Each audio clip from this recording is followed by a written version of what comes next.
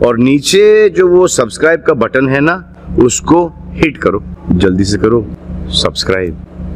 EVM हटाओ, EVM हटाओ, EVM हटाओ, भारतीय लोकशाहीचा, भारतीय लोकशाहीचा, भारतीय संविधानाचा, भारतीय संविधानाचा, भारतीय संविधानाचा। मांगनी हमारी तो यही है कि ये जो ईवीएम मशीन है, जैसे कि आप लोग अच्छे तरीके से जानते हैं, अमेरिका जैसा देश रहते हुए वो बैलेट पेपर पे निवडणूक लड़ता है, और हम यहाँ पर भारत के अंदर हम लोग ईवीएम मशीन आप खुद देखते हो कि घर के अंदर भी कुछ मशीन होती है जिसके अंदर हम अपने तरीके से उसका उपयोग कर सकते हैं। सेम उसी तरीके से ईवीएम के अंदर गड़बड़ नहीं होगी, इसकी गारंटी क्या। और सबसे अहम बात यह है कि अगर बीजेपी को इतना यकीन है कि हम चुनकर आ सकते हैं हमारे विकास के कामों पे, तो उनको तो डर होना ही नहीं चाहिए कि हम बैलेट पेपर पर निवडणूक लो या ईवीएम पे लो। तुमको तुम्हारे कामों पे उतना भरोसा है ना कि हम ये कर सकते हैं, मतलब अपने कामों पे चुनकर आ सकते, तो उनको बिल्कुल भी डेयरिंग के साथ में उन लोगों ने बैलेट पेपर पर निवडणूक लेनी चाहिए। और सबसे दूसरी बात, सबसे अहम बात कि अगर अभी के तारीख में आप देखेंगे कि ईवीएम के अंदर का जो सबसे बड़ा घोल हो गया हुआ है, ये पूरे महाराष्ट्र को मालूम है, क्योंकि जनता ने जिसको वोट नहीं दिया हुआ है वो लाखों की लीड से चुनकर आए हुए। जैसे कि हम हमारे भोसरी विधानसभा का भी उदाहरण देंगे कि एक छोटे छोटे बच्चे के भी मुंह में अजित दादा गवाने इनका नाम था, फिर भी वहां पे 60,000 के लीड से कोई चुनकर आ रहा है। तो ये बहुत ज्यादा सोचने समझने का हमको बहुत ज्यादा जरूरत है कि ये किस तरीके से ये चीजें हुई है। तो ये ईवीएम की गड़बड़ की वजह से हुई है। अगर नहीं है ये गड़बड़, तो ईवीएम मशीन के साथ में जो एक मशीन होती है जिसके अंदर चिन्ह आता है, पेपर आता है, तो उसकी मोजनी कर लो। अगर आप ईवीएम के विरोध में, अगर आपको गारंटी है ना कि आप लोगों ने, बीजेपी वाले अपने काम के बलबूते पे आए हैं, तो आप उसकी मोजनी कर लो या बैलेट पेपर पर निवडणूक लड़ लो। में भी ऐसा ईवीएम का घोटाला हुआ है। यस, ऑब्वियस बात है, ईवीएम का भी घोटाला हुआ है और खूब सारे जो ये है क्या बोलते हैं मतदाताओं के नाम वो तक गायब किए गए हुए हैं। कितने ऐसे नाम है जो 12 से 15,000 लोगों के नाम पूरे डाइवर्ट किए गए थे। उनमें खास तौर पर मुस्लिम समाज के लोग थे, जिनके 12,000 से ज्यादा लोगों के जो नाम थे वो भोसरी मतदारसंघ से गायब किए गए थे। खरं तर हे ईवीएम मध्ये जो घोटाळा झालाय हा उघडकीस येणं गरजेचं आहे, म्हणून आज आम्ही सर्व संघटना मिळून एकत्र याबद्दल आंदोलन करतोय। तर हे फक्त संघटनेने आंदोलन करून हे काय घोटाळा उघड होणार नाहीये। तर यासाठी सर्व जे महायुतीचे आहेत उमेदवार वगैरे त्यांनी सपोर्ट करायला पाहिजे। सगळ्यांनी एकत्र येऊन जेवढं बहुसंख्येने हे आंदोलन पुढे नेता येईल तेवढं नेऊन त्याचा फायदा होईल असं मला वाटतं। मागणी काय? मागणी तर हेच आहे की जे आपल्याला डॉक्टर बाबासाहेब आंबेडकरांनी जो मतदानाचा अधिकार दिला आहे त्या अधिकाराचा योग्य वापर झाला पाहिजे, किंवा त्या अधिकाराचं म्हणजे ते म्हणतात का बेनिफिट झालं पाहिजे। अधिकार दिलाय पण त्याचा उपयोग होत नाहीये, कारण सर्वसामान्य लोकांना आपला उमेदवार जो निवडायचा असतो त्याच्यात कुठेतरी हे प्रकरण, हे ईवीएम वगैरे घोटाळा करू नये ना, हे सर्वसामान्य लोकांचा जे लोकशाहीवरचा विश्वास आहे ना तो कुठेतरी निघून चाललाय। आणि मला वाटतं की जर भारतात लोकशाही वाचवायची असेल, भारताला आज सगळ्या जगामध्ये भारत हा लोकशाही देश आहे म्हणून ओळखलं जातं, तर हे भारताची लोकशाही आणि संविधान जर टिकवायचं असेल तर हा घोटाळा कुठेतरी उघड झाला पाहिजे असं मला वाटतं। जय जिजाऊ, जय शिवराय, जय भीम। मी सतीश काळे, संभाजी ब्रिगेड पिंपरी चिंचवड शहराध्यक्ष। आज आम्ही संभाजी ब्रिगेड व इतर सामाजिक चळवळींच्या वतीने, संघटनांच्या वतीने ईवीएम हटाव देश बचाव या मागणीसाठी पिंपरी चिंचवड शहरातील डॉक्टर बाबासाहेब आंबेडकर पुतळ्यासमोर आंदोलन केलेलं आहे। आणि आमची मागणी अशीच आहे की इथून पुढच्या ज्या निवडणुका होतील त्या ईव्हीएमवर न होता बॅलेट पेपरवर घेण्यात यावा, या मागण्यासाठी आमच्या आजचं पहिलं आंदोलन होतं। इथून पुढचा लढा जो आहे ते आम्ही सर्व संघटनांची, सर्व पक्षांची चर्चा करून हा लढा देशभर, राज्यभर कसा पोहोचवता येईल यासाठी आम्ही प्रयत्न करणार आहोत। यासाठी आज आम्ही सर्व संघटनांच्या वतीने पहिलं आंदोलन पिंपरी चिंचवड शहरात घेतलेलं आहे आणि केलेलं आहे। नमस्कार, प्रथमतः मी सर्व महापुरुषांना अभिवादन करते आणि मला 2 मिनिटं बोलण्याचा वेळ मिळालेला आहे। आदरणीय मानवकथा कांबळे यांनी मला वेळेचं महत्त्व खूप आधी समजून सांगितलेलं आहे, त्यामुळे मी जास्त वेळ घेणार नाही आपला। आज ज्यावेळेस आपला इलेक्शनचा निकाल आला त्यावेळेस आपला लोकशाहीचा खून झाला, अशा पद्धतीची अनेक विधाने आपण न्यूजपेपरमध्ये, न्यूज चॅनलला किंवा सोशल मीडियाला ऐकलेली आहे। आज आपण इथे आंदोलन करण्यासाठी भारतरत्न डॉक्टर बाबासाहेब आंबेडकर यांच्या स्मारकासमोर उभे आहोत. तेच भारतरत्न डॉक्टर बाबासाहेब आंबेडकर की ज्यांच्यामुळे आपल्याला संविधान कळाले, आपल्याला लोकशाही कळाली आणि आज त्या लोकशाहीचा खून झाला आहे. पहिल्यांदा उमेदवार म्हटलं की एक जिव्हाळा, आपुलकी, एक आत्मीयता असायची. पण आता इलेक्शन आले, उमेदवार दिसले की एक पैसे वाटणारं मशीन असं समजलं जातं. कशामुळे की कदाचित आपणही त्याला थोडंफार जबाबदार आहोत की ज्यावेळेस इलेक्शन्स EVM द्वारे होणार हे डिक्लेअर झालं त्यावेळेस आपण हा उठाव करायला पाहिजे होता. ठीक आहे, देर आहे, दुरुस्त आहे, पण आज मला हे म्हणावं असं वाटतं की ballot paper is always safer आणि त्यासाठीच आपण आज जमलेलो आहोत. आणि जास्त वेळ घेणार नाही, शेवटी एकच म्हणेल कि सवाल ये नहीं कि बस्तियां जलाई किसने, सवाल ये नहीं कि बस्तियां जलाई किसने, अरे सवाल तो ये है कि पागल के हाथ में माचिस दी किसने. धन्यवाद. धन्यवाद संजीवनीजी. यानंतर ज्येष्ठ नेते माजी नगरसेवक मारुती भापकर साहेब या ठिकाणी बोलतील. महापुरुषांना, युगपुरुषांना, क्रांतिकारकांना अभिवादन करून आज या ठिकाणी EVM हटाओ देश बचाव हा नारा घेऊन या देशातील निवडणुका EVM ऐवजी बॅलेट पेपरवर व्हावा या मागणीसाठी आपण सगळे एकत्रित येऊन ही मागणी, हे आंदोलन आपण करत आहोत. खरं तर 1989ला काँग्रेस पक्षाच्या कार्यकालामध्ये EVM मशीन आले आणि काँग्रेसच्या काळामध्ये हे EVM मशीन ज्यावेळी आपल्या देशामध्ये वापरलं जाऊ लागलं त्यावेळी भारतीय जनता पक्ष, आता सत्तेवर असणारे लोक, त्यामध्ये ज्येष्ठ भारतीय जनता पक्षाचे नेते लालकृष्ण अडवाणी, सुब्रमण्यम स्वामी, तसेच आत्ताचे प्रधानमंत्री नरेंद्र मोदी या सगळ्या लोकांनी या EVM मशीनला विरोध केला. मात्र त्यावर गांभीर्याने विचार झाला नाही. पुढे सत्तांतर झालं, काँग्रेसची सत्ता गेली, भारतीय जनता पक्षाची सत्ता आली आणि खऱ्या अर्थाने EVMचा खेळ या देशामध्ये होऊन लोकशाहीला खऱ्या अर्थानं सुरूंग लागण्याचं काम मागच्या काही वर्षामध्ये मोठ्या प्रमाणात झालं. लोकसभेच्या निवडणुका 6 महिन्यापूर्वी झाल्या. त्यामध्ये जवळपास 31 लोकसभेच्या निवडणुकीमध्ये खासदार विरोधी पक्षाचे महाराष्ट्रात झाले. नरेंद्र मोदी आणि त्यांच्या सरकारने इस बार 400 पार अशा प्रकारचा नारा दिला. मात्र तो नारा पूर्ण झाला नाही. 240 एवढ्या जनसंख्येवरती, एवढ्या खासदारांवरती त्यांना समाधान मानावं लागलं. लोकसभेच्या निवडणुकीच्या कालावधीमध्ये त्याच्या अगोदर आम्ही महाविकास आघाडीचे ज्येष्ठ नेते शरद पवार साहेब असतील, उद्धव ठाकरे असतील, राहुल गांधी असतील, यांना आम्ही सांगत होतो की EVMचा घोटाळा जो आहे तो या देशामध्ये आपल्याला अनेक वेळा लोकशाहीला कलंकित करण्याचा, लोकशाहीला खतम करण्याचा कार्यक्रम करणार आहे. आणि म्हणून या ठिकाणी एका ग्रामपंचायतीमध्ये 150-200 उमेदवार उभे राहिले म्हणून बॅलेट पेपरवर त्या ठिकाणी निवडणूक घेण्यात आली. तशा प्रकारचा निर्णय घ्यावा लागला. म्हणून 156 उमेदवार जर दिले तर त्या ठिकाणी बॅलेट पेपरवर निवडणूक होईल अशा प्रकारची EVMची मशीनची व्यवस्था असताना निवडणूक आयोगाने त्या ठिकाणी 450 उमेदवार मशीनवर टाकता येतील अशा प्रकारची व्यवस्था केल्यानंतर राहुल गांधी असतील, शरद पवार असतील, उद्धव ठाकरे असतील, महाविकास आघाडीचे लोक असतील, यांना तळमळून आम्ही सांगत होतो की तुम्ही 500 उमेदवार देण्याची व्यवस्था महाविकास आघाडी, इंडिया आघाडीच्या वतीने करा. त्या संदर्भात पत्रव्यवहार केले, मेल केले, प्रत्यक्ष भेटून तशा प्रकारचा विचार मांडण्याचा प्रयत्न केला.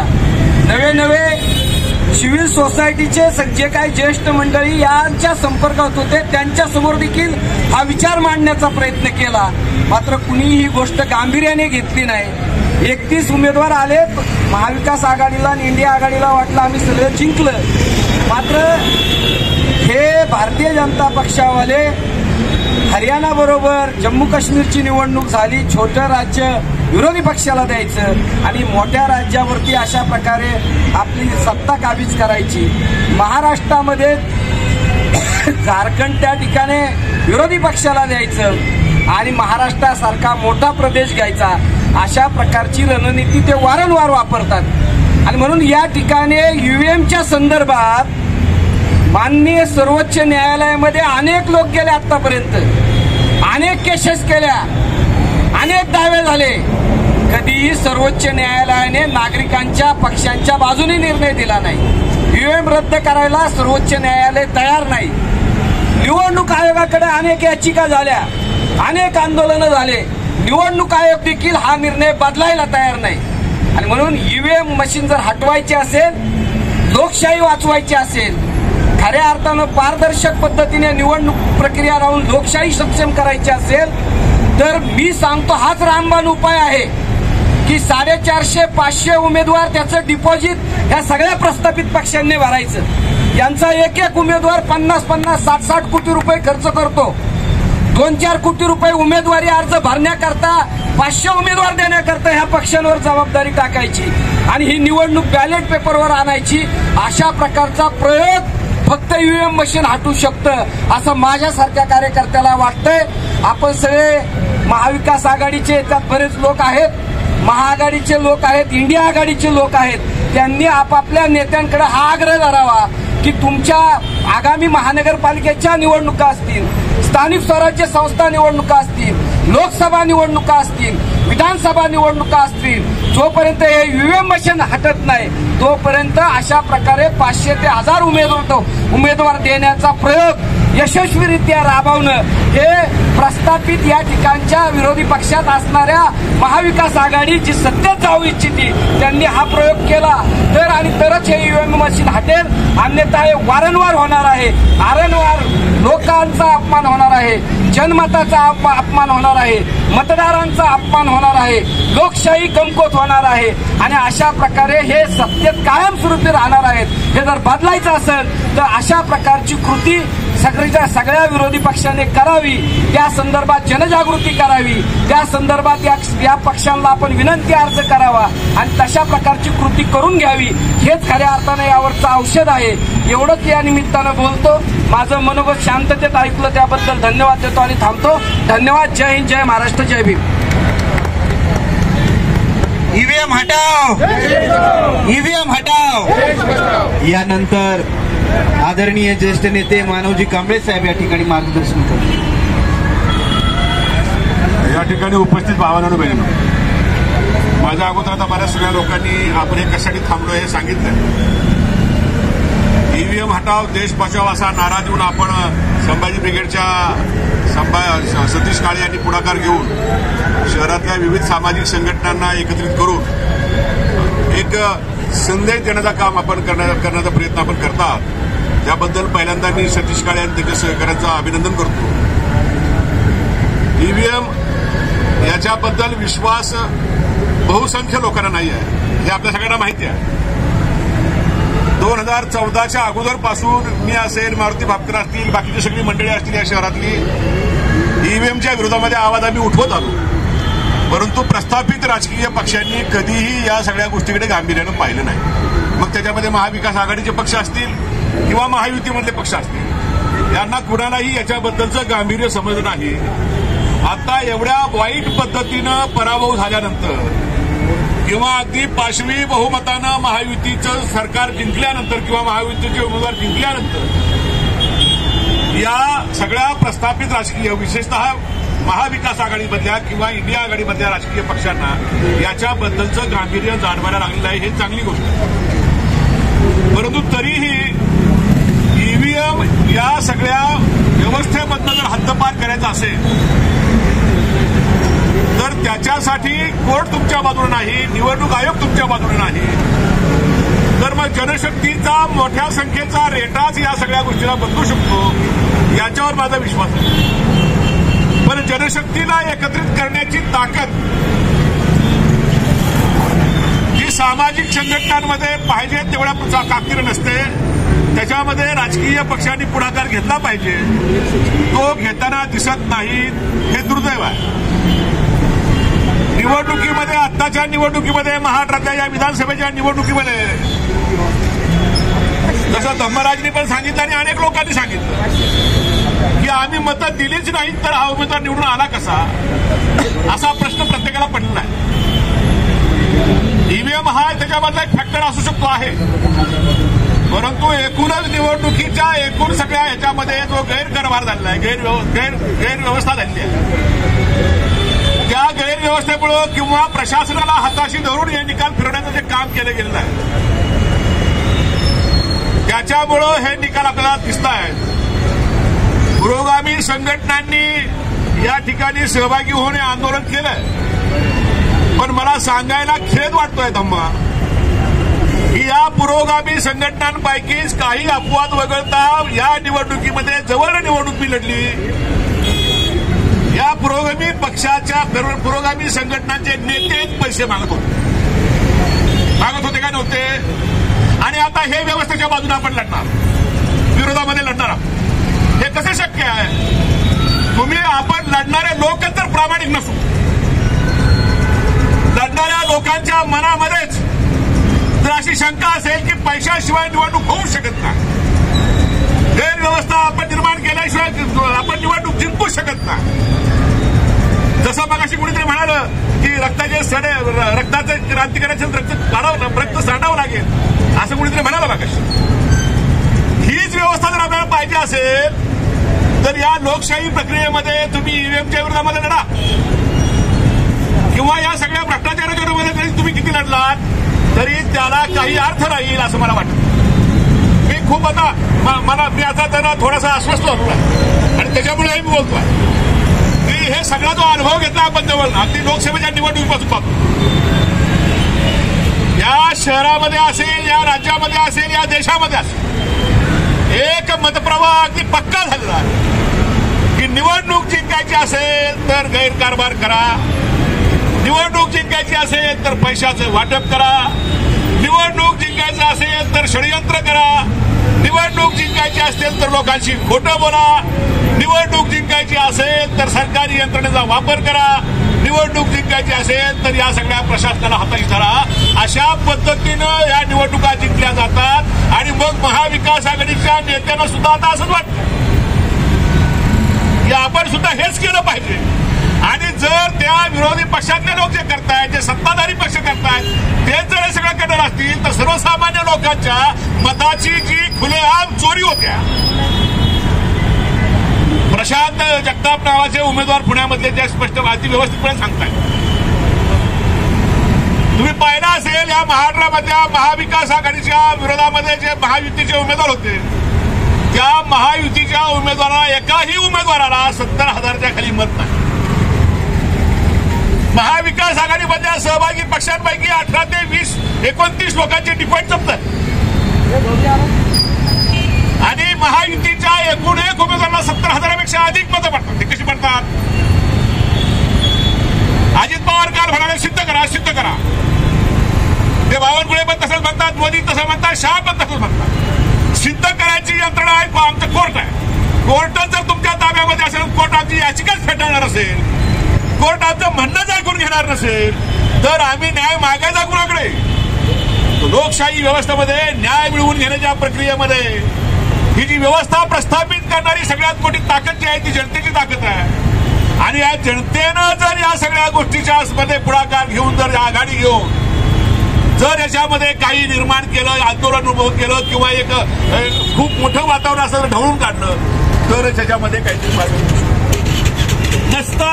तसं नसेल तर जोपर्यंत ईव्हीएमवरच निवडणूक घेणारी या हट्टावर ते त्या ठिकाणी पक्के असतील आणि ईव्हीएमवर जर आपला विश्वासच नसेल तर मग विरोधी पक्षाच्या लोकांनी निवडणुकांना त्या सत्ताधारी पक्षांना पाय दिला पाहिजे. 288 जागा महाराष्ट्रामधल्या महायुतीच्या येऊ द्या, त्या एकतर्फी कारभार करायला करू द्या. जगाला संदेश जाईल की या देशामध्ये, या राज्यामध्ये इथे लोकशाही नाही. आणि मग त्या प्रश्नाचं उत्तर त्या ठिकाणी नरेंद्र मोदींना आणि त्यांच्या सगळ्या लोकांना द्यावं लागेल. तेवढं त्या करायची तयारी आहे का महाविकास आघाडीतली आणि इंडिया आघाडीमधल्या लोकांची? एवढी तयारी नाही आहे. ते सांगतात मग अशी जसं सांगितलं भापकरांनी की एका वेळेला 2 राज्याच्या निवडणुका घ्यायच्या, एक मोठं राज्य, एक छोटं राज्य. छोट्या राज्यामध्ये सहजपणे सरळ मार्गाने निवडणुका होऊन द्यायच्या, म्हणजे मग त्या ठिकाणी तुम्हाला बोलायला जागा राहत नाही. आता हे सगळे पोपट बोलतायत ना. तुम्ही झारखंडमध्ये तुम्ही विजय झाला त्याच्याबद्दल काय तुम्ही बोलत नाही, तुम्ही कर्नाटकमध्ये विजय झाला त्याच्याबद्दल काय बोलत नाही. आमच्यासारखे कार्यकर्ते पहिल्यापासून विजयी होऊ किंवा पराभूत पहिल्यापासून आम्ही म्हणतोय की ज्या गोष्टीचा बद्दलचा आम्हाला विश्वास नाही ती विश्वासार्ह पद्धत या ठिकाणी निवडणुकीमध्ये वापरता कामा नये. ईव्हीएमवर सर्वसामान्य लोकांचा विश्वास आहे का? तर नाही आहे. तर मग लोकशाहीमध्ये काय विपरीत आहे? लोकांना जे नको आहे ते तुम्ही का आमच्या डोक्यावर मारताय? हा प्रश्न लोकांनी उभा केला पाहिजे. आणि तशा पद्धतीनं जर आपण पुढे गेलो तरच या गोष्टीमधनं काही मार्ग निघू शकतो. माझी विनंती आहे, सतीश काळे असतील, शिवशंकर उबाळे असतील, धम्मराज असेल, रोहिनाथजी असतील, या ठिकाणी मारुती भापकर असतील, प्रदीप पवार असतील, प्रताप गुरव असतील, या सगळ्यांना विनंती आहे माझी की ही लढाई एका संघटनेनं, काही सामाजिक संघटनांनी करून यात काय मिळेल असं मला वाटत. या राज्यामधले जे महाविकास आघाडीमधले, इंडिया आघाडीमधले जे पक्ष आहेत त्या पक्षांच्यावर दबावावरून त्यांना याच्यामध्ये सहभागी होण्यासाठी आणि त्यांना पुढाकार घेऊन या सगळ्या आंदोलनाचा त्या ठिकाणी नेतृत्व करण्यासाठी जोपर्यंत आपण मजबूर करत नाही किंवा या महाविकास आघाडीला पाठिंबा देणाऱ्या या राज्यामधल्या 250 पेक्षा अधिक सामाजिक संघटना आहेत, त्या सामाजिक संघटनांनी जर सांगितलं की तुम्ही जर या आंदोलनामध्ये सगळे पुढाकार तुमच्या बहुसंख्येने घेणार नसाल तर इथून पुढच्या काळामध्ये आम्ही तुम्हाला मदत करणार नाही, अशी भूमिका इथल्या सामाजिक संघटनांमध्ये घ्यावी लागेल. त्याच्याशिवाय ते जागेवर येणार नाही. आम्ही आता महाविकास आघाडीचं काम केलं, आम्ही इंडिया आघाडीचं काम केलं,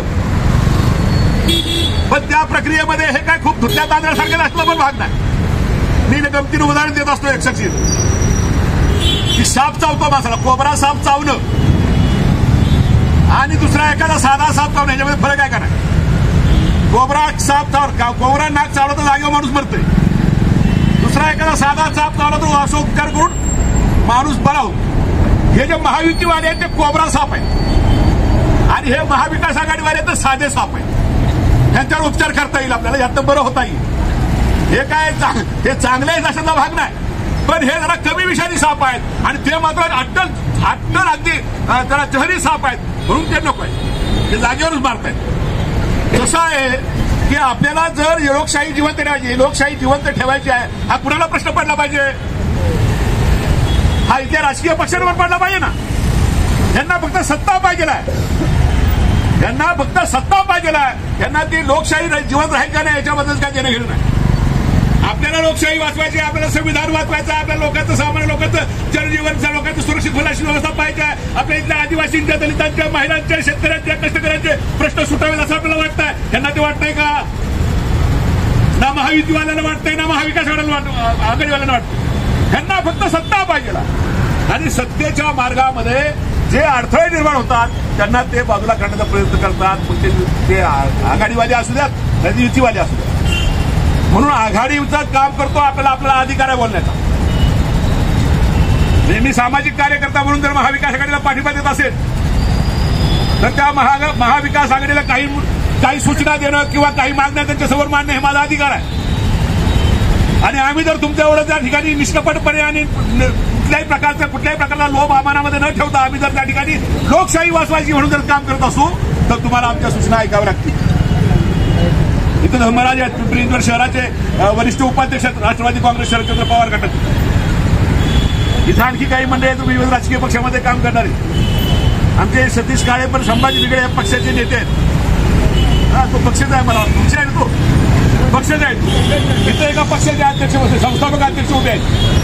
हा ही सगळी मंडळी या ठिकाणी ही मंडळी सुद्धा महाविकास आघाडीला पाठिंबा देताना रिझर्वेशन मध्ये राहतो.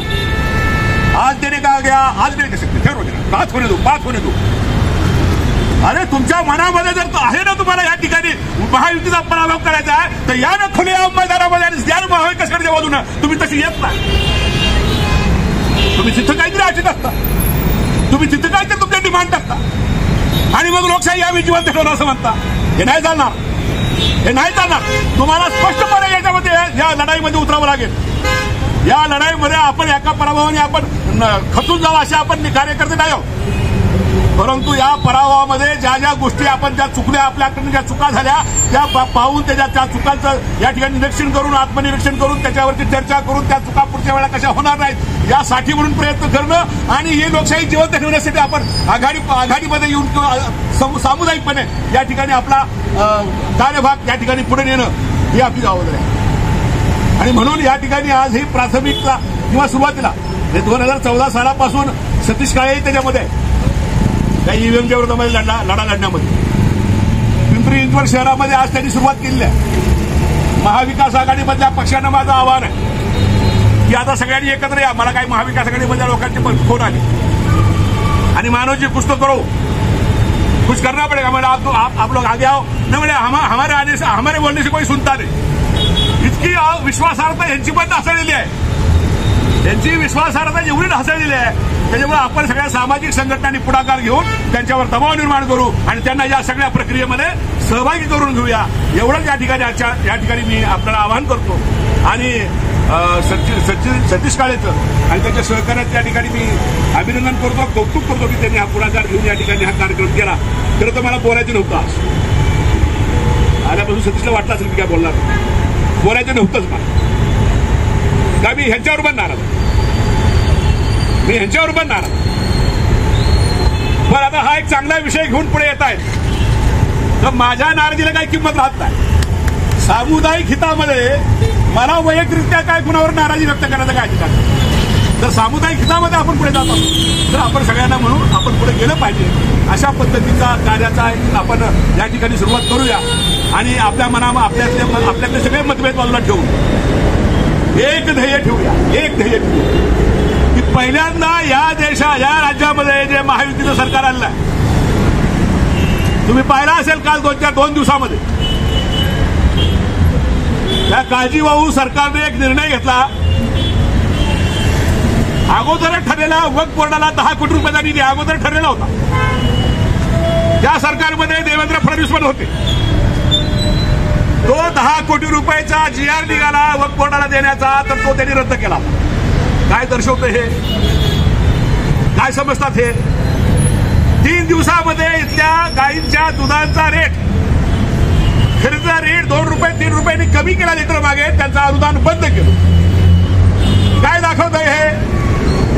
आता एसटीच्या दरामध्ये 15% वाढ करावी अशी त्या ठिकाणी सूचना एसटी महामंडळाकडनं केली. कदाचित या महिन्यामध्ये सरकार आल्या 100 रुपयाचं तिकीट 115 रुपयाला होणार आहे.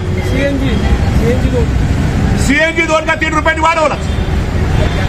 आज व्यावसायिक गॅस सिलेंडर मागच्या महिन्यामध्ये 28 रुपये, या महिन्यामध्ये 17 रुपये असा वाढवला. 50 रुपये एका महिन्यामध्ये वाढ केली, एका 30-40 दिवसामध्ये वाढ केली. या ठिकाणी अशा पद्धतीनं लोकांची लुबाडणूक करणं. ज्या लाडक्या बहिणींनी अर्ज केले त्यांची कुठलीही त्या ठिकाणी त्यांचं कुठल्याही प्रकारे त्या व्हेरिफिकेशन केलं नाही, त्यांना सरसकट पैसे पाठवले. आता त्यांचे पैसे वसूल करायचं काम सुरू झालं. आता त्यांना अटी शर्ती लागणार. आता जे 2.25 कोटी महिला होत्या त्याला ते सांगतात की 60 लाख महिला राहतील. म्हणजे 1,80,00,000 महिलांची फसवणूक या ठिकाणी पुन्हा या सरकारनं सत्तेवर आल्या बरोबर त्याचे निर्देश दिले. हे सरकार कपटी आहे, हे सरकार कारस्थानी आहे, हा विचारच कपटी आहे. जिथे देवेंद्र फडणवीस तिथं काही सुद्धा असायचं काही कारण नाही, जिथे पेशवे तिथं काही सुद्धा असायचं कारण नाही. मग हे असं असेल तर मग या सामान्य लोकांना माझा प्रश्न आहे. या सामान्य ह्यांच्या जगण्या मनाचे काय प्रश्न निर्माण होतात की नाही? त्यांना काय वाटतं का नाही? आता मला झोमॅटोवरचा डिलिव्हरीचं काम करणारा माझा भाऊ चालला, त्याला 10, 12, 15 हजार रुपये महिन्यात मिळत असतात. आता त्याच्या जो मेंटेनन्स मध्ये जो खर्च वाढतोय त्याच्याबद्दल त्याला काय बोलायचं का नाही? तो बोलत नाही. त्याला बोलकं केलं पाहिजे, त्याला सांगितलं पाहिजे तुमच्या नेमक्या समस्या काय आहेत हे सांगितलं पाहिजे आणि त्यांना त्या ठिकाणी जागृत करून इथून पुढच्या काळामध्ये आपण काम केलं पाहिजे. तरच आपण या व्यवस्थेला आव्हान देऊ शकतो असं मला वाटतं. या ठिकाणी अधिक बोललो होती त्याबद्दल आपल्या सर्वांची माफी मागतो आणि या लढाईमध्ये पुढच्या काळामध्ये हे अधिक आंदोलन व्यापक करण्यासाठी बोलू, सगळ्यांना बरोबर घेऊन इथून पुढच्या काळामध्ये आपण जाऊया अशा पद्धतीचं आव्हान या ठिकाणी करतो. थांबतो. धन्यवाद. जय भीम. नंतर प्रकाशजी जाधव साहेब, मराठा सेवा संघाचे प्रकाशजी जाधव साहेब या ठिकाणी मार्गदर्शन. सर्वच महापुरुषांना आणि महानायकांना विनम्र अभिवादन करतो. ईव्हीएम हटाव देश बचाव या आंदोलनाच्या प्रसंगी सर्व उपस्थितांचं या ठिकाणी स्वागतच केलं पाहिजे. कारण हे चळवळीतले कार्यकर्ते आपण बघतो पिंपरी चिंचवड शहरातले हिंमत हरत नाही. काही झालं तरी हिंमत हरत नाहीत. आंबेडकर चौकात येऊन आंदोलन करणार म्हणजे करणारच.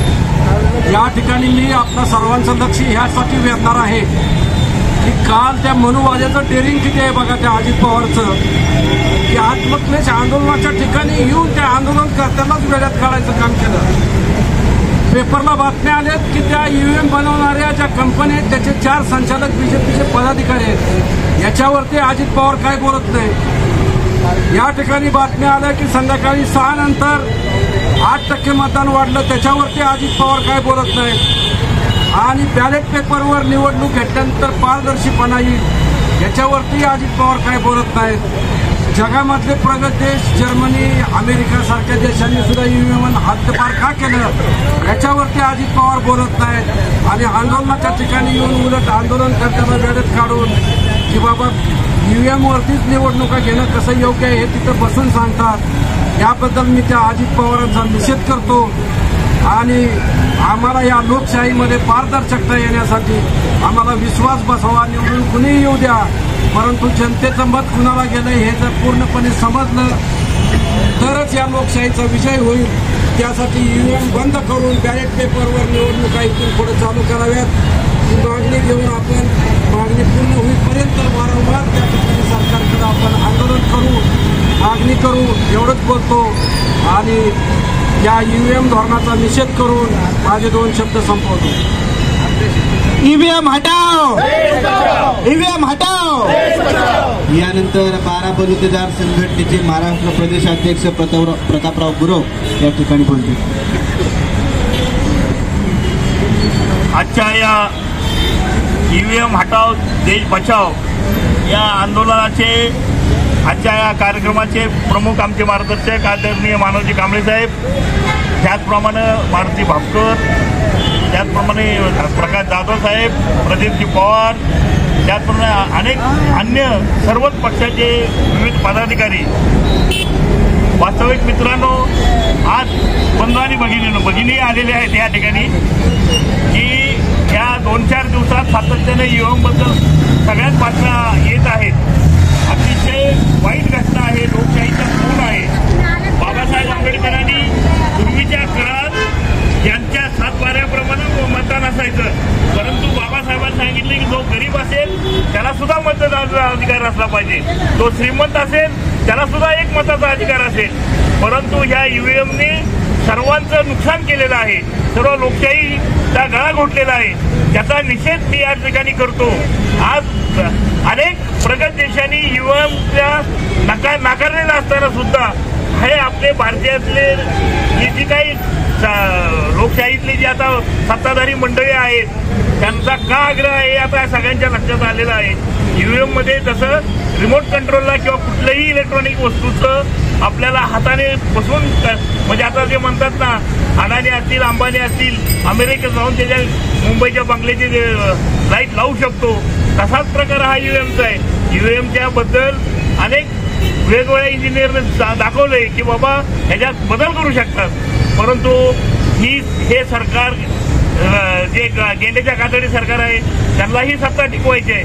आणि 2014 पासून केंद्राचे गृहमंत्री म्हणतात आम्ही 50 वर्ष राज्य करणार आहे. याचा अर्थ यांनी ईडी विकत घेतली, यांनी सर्व न्यायालय विकत घेतलंय, यांनी निवडणूक कमिशनर निवडणूक आयोग विकत घेतलेला आहे. त्याच्यामुळं त्यांना इथून तिथून एकच सत्ता पाहिजे. आणि त्यांचे जे अध्यक्ष आहे एक देश एक पक्ष एक देश एक सत्ता हा जो नारा आहे तो आपल्या लोकशाहीला घातक आहे. बाबासाहेब आंबेडकरांनी प्रचंड मेहनत घेऊन आपल्याला ही घटना दिलेली आहे आणि सर्वसामान्य माणसाला अधिकार दिला आहे. सर्वसामान्य माणसाला विचाराचा अधिकार आहे. असा अधिकार हे सर्व डावलत आहे. हा निवडणूक आता आम्हाला या निवडणुकीचा अत्यंत वाईट अनुभव आले. मानवजी आमचे बरोबर होते, प्रदीप पवार होते. कुठलाही निवडणूक अधिकारी कुठलंही म्हणणं योग्य म्हणणं ऐकून घेत नव्हता आणि कसं आहे वेळ काढून धोरण करत होतं. त्याच्यामुळं अनेक ठिकाणी या ठिकाणी मतदान लोकांना करता आलं नाही. पण हे लोकशाहीला घातक आहे. ज्याप्रमाणे जेपीनी 1975ला आणीबाणीच्या विरोधात वातावरण बिहारपासून विद्यार्थ्यांच्या याच्यावर जो अन्याय झाला त्याच पद्धतीने आज ईव्हीएमच्या विरोधात ह्या ठिकाणी आज सतीश काळेंनी जरा घाई केली असेल, पण तरी सुद्धा त्या मी सतीश काळेंचं अभिनंदन यासाठी करतो की आता पूर्वी पुणे तिथे काय उणे असं होतं, पण ज्या आता आंदोलन झाले तेवढ्या ह्याच्यात तो राज्यपालाच्या विरुद्ध असू द्या किंवा अन्य जी आंदोलन झाले हे पिंपरी चिंचवड शहरातून झाले. जे पिंपरी चिंचवड शहरात जे आंदोलन होतं ते संपूर्ण भारतभर पेटत असतं. हेच आहे म्हणून मी ईव्हीएमच्या हटाव देश बचाव या केंद्र शासनाचा निवडणूक आयोगाचा निवडणूक निर्णय आयोगाचा मी या ठिकाणी 12 बलुतेदार महासंघाच्या वतीनं पूर्ण स्वीकार करतो आणि निषेध करतो. आणि यापुढे हे बॅलेट पेपरवर निवडणूक घ्यावी अशा आपल्या सर्वांना आवाहन करतो. सगळ्यांनी यासाठी साथ द्यावी एवढंच सांगतो आणि या ठिकाणी थांबतो. जय भीम, जय भारत. ईव्हीएम हटाओ, ईव्हीएम हटाओ, ईव्हीएम हटाओ, ईव्हीएम हटाओ, ईव्हीएम हटाओ. भारतीय लोकशाहीचा, भारतीय लोकशाहीचा, भारतीय लोकशाहीचा, भारतीय संविधानाचा